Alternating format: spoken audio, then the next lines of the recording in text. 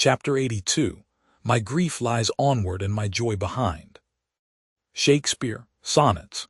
Exiles notoriously feed much on hopes, and are unlikely to stay in banishment unless they are obliged.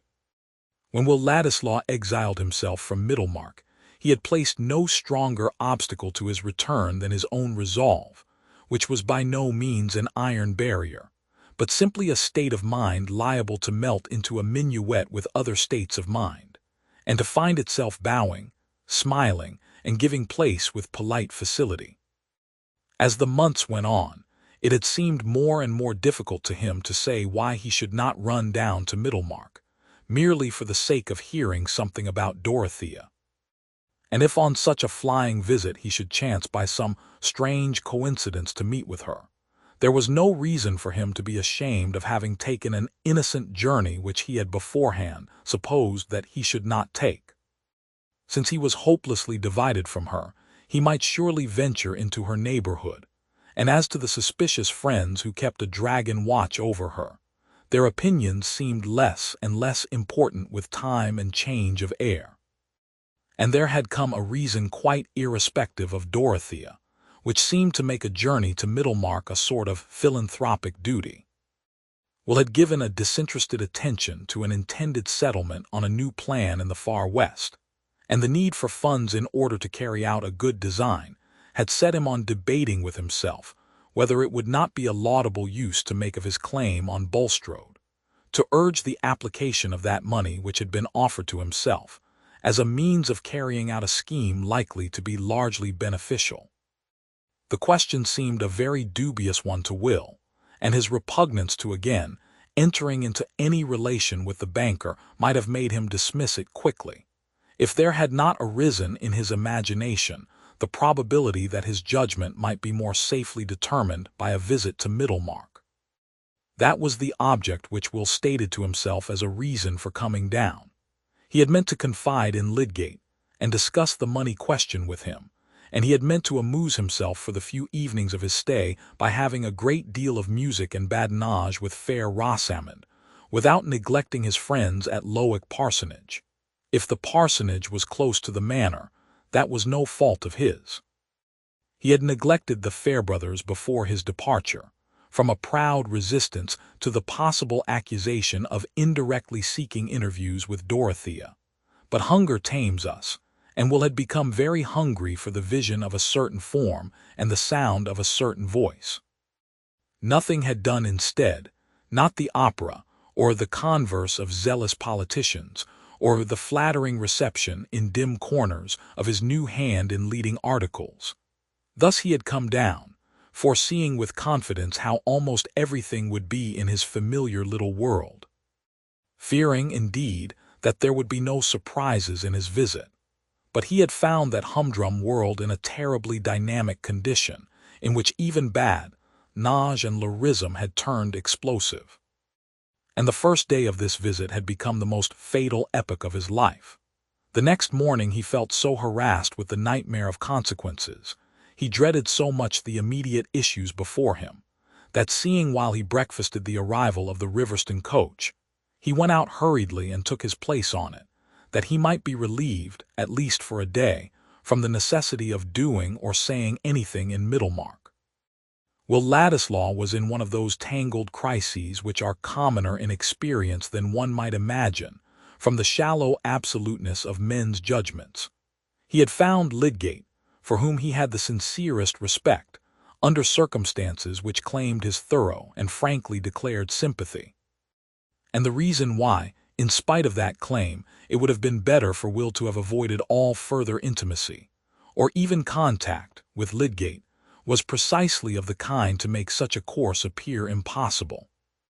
To a creature of Will's susceptible temperament, without any neutral region of indifference in his nature, ready to turn everything that befell him into the collisions of a passionate drama, the revelation that Rosamond had made her happiness in any way dependent on him was a difficulty which his outburst of rage towards her had immeasurably increased for him.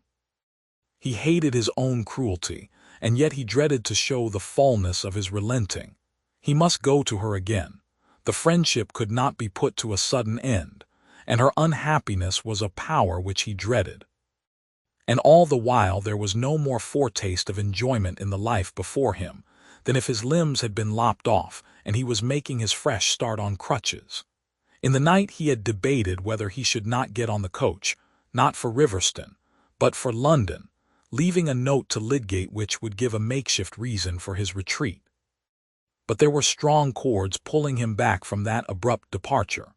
The blight on his happiness in thinking of Dorothea, the crushing of that chief hope which had remained in spite of the acknowledged necessity for renunciation, was too fresh a misery for him to resign himself to it, and go straightway into a distance which was also despair. Thus he did nothing more decided than taking the Riverston coach. He came back again by it while it was still daylight, having made up his mind that he must go to Lydgate that evening. The Rubicon, we know, was a very insignificant stream to look at. Its significance lay entirely in certain invisible conditions. Will felt as if he were forced to cross his small boundary ditch, and what he saw beyond it was not empire, but discontented subjection. But it is given to us sometimes even in our everyday life to witness the saving influence of a noble nature, the divine efficacy of rescue that may lie in a self-subduing act of fellowship. If Dorothea, after her night's anguish, had not taken that walk to Rosamond, why, she perhaps would have been a woman who gained a higher character for discretion, but it would certainly not have been as well for those three who were on one hearth in Lydgate's house at 7:30 that evening. Rosamond had been prepared for Will's visit, and she received him with a languid coldness which Lydgate accounted for by her nervous exhaustion, of which he could not suppose that it had any relation to Will.